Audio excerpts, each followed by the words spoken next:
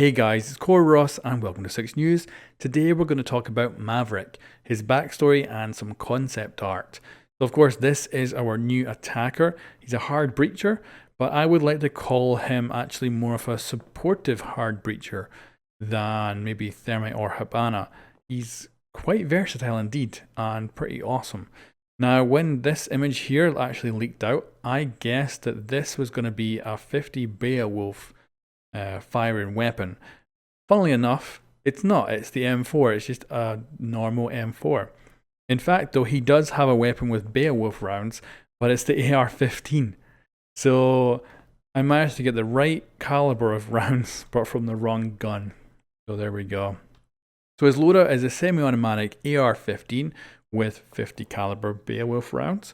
Then we have the M4 fully automatic proper military weapon, along with the 1911 TAC Ops pistol.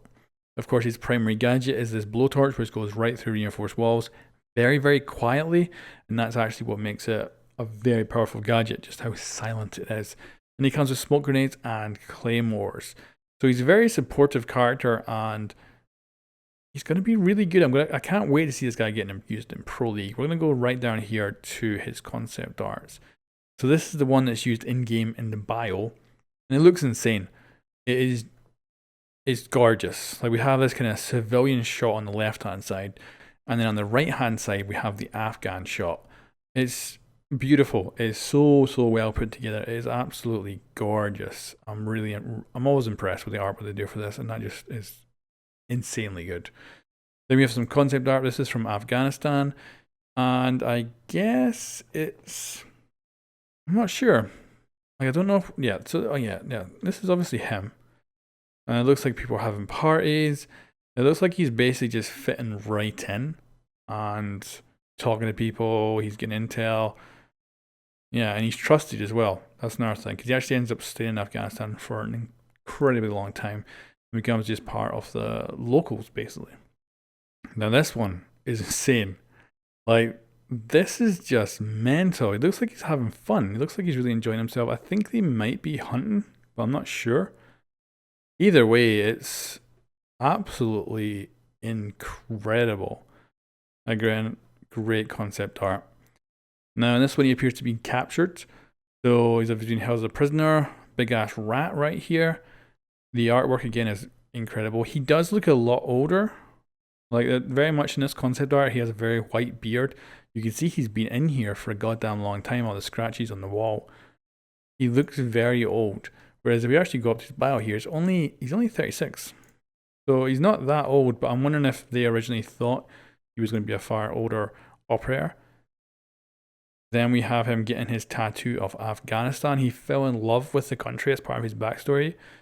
And you can see here, maybe a slightly younger version. Not nearly as kind of white beard. But then this one, damn, he looks like he could be 50 in this one. But really nice, because he's Afghan tattoo there.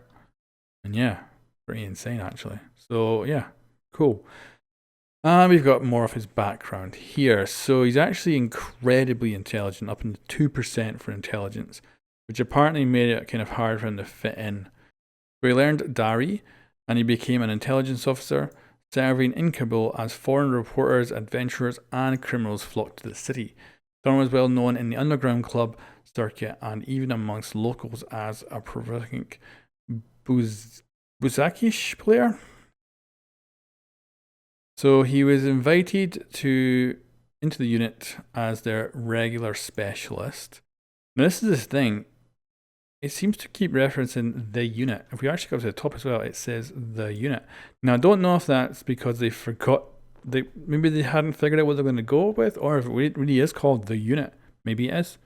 But it does seem like a bit of a weird thing. I'm wondering if this was supposed to get replaced with something else. But it could be that it is indeed called the unit. Yeah, but I kind of feel like it's probably supposed to say Thorne was invited into Delta Force, maybe, as their regional specialist. I'm not sure though. Could be wrong. You guys can let me know what you think about that. He remained in country, gathering intel, building networks of allies and safe houses, and tracking hostiles. As the situation in Kabul worsened, Thorn kept tabs on Americans, rescuing them when necessary and helping locals escape the violence. He was investigating a missing report when the unit, again the unit, lost contact with him. After 2 years of silence, he re-emerged with enough intel, and that's 2 years. He was gone for 2 years. He re-emerged with enough intel to dismantle a major insurgency operation. There was still questions regarding his disappearance, but he was extradited and his testimony sealed.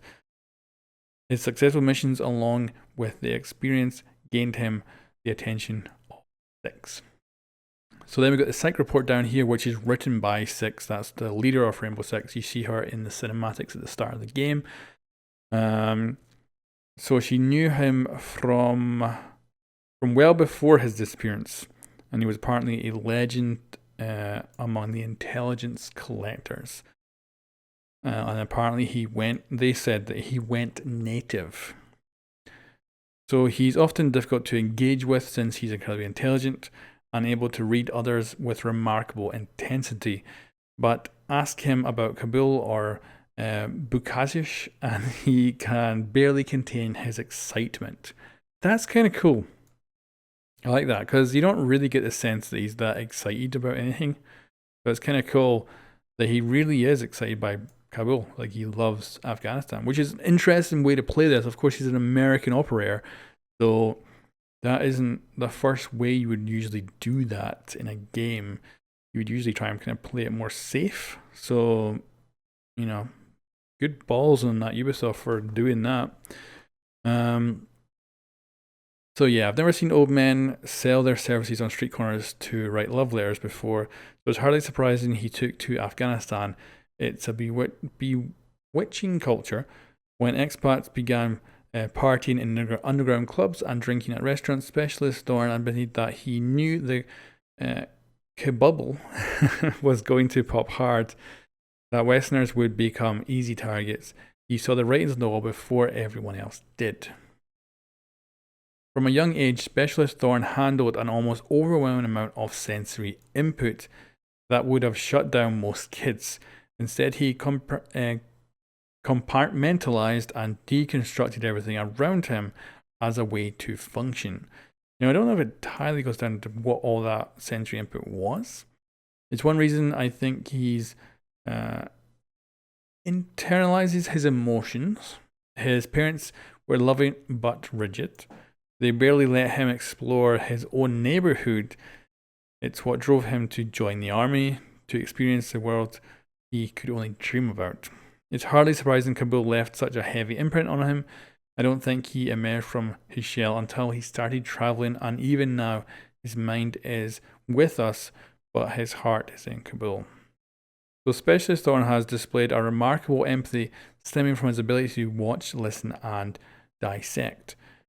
People confide in him, and it's why he survived in Kabul as a fly on the wall. I'm still going through debriefs regarding his disappearance.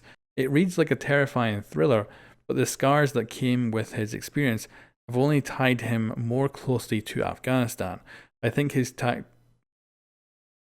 tattoo is a reminder of that life. Now let's go look at his bio in-game. So the bios always have a little bit more information in-game than they do on the website. So we're going to go down to the notes. So this is written by Thermite. I'll admit that not as much work was put into Specialist Thorn's torch as the Brimstone. Yeah, I can definitely see that because in-game it looks like someone just slapped it together and it's tiny. But definitely doesn't look anything. I think Brimstone's the Thermite charge. So yeah, it's really kind of slapped together with like spare parts. So he already had a fully functioning prototype that essentially did what it's supposed to do, albeit a shoddy poor man's version. I gotta say though, it's amazing that he was able to even build the V1 torch with such basic tools. Specialists and I are experts at breaching and entering, but SWAT designed the M120 and Brimstone to raid the enemy and have the blast take them by surprise. When we were presented with Suri, as Thorn likes to call it, we know its most critical aspect was the low volume sound.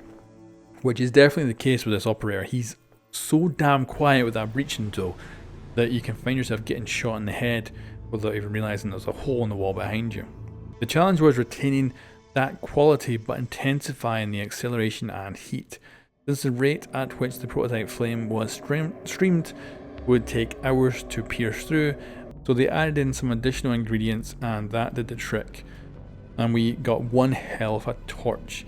Thor insisted that we incorporate that tank he brought back with him from Afghanistan, which he claims has been with him since the beginning, whatever that means. So that's a little message from their mind. So that is of course Maverick. He is quite an operator, aged 36, originally comes from Boston, Massachusetts, and his name is Eric Thorne. The devil is in the details, that's where you'll find me, that's his quote. I don't actually know what that links to at all, but there it is. Yeah, so the artwork really cool, the backstory pretty damn cool, and yeah, I do wonder, maybe the unit is just code name for Delta Force as well, like maybe they don't want to use Delta Force because it would be classified maybe, so maybe it's just the unit, I don't know, it's interesting. Anyway guys, thanks for watching. I've got a video out on Clash's bio along with concept art as well if you want to check that out, and stay subscribed for new content. Thanks very much for watching, I'll catch you next time.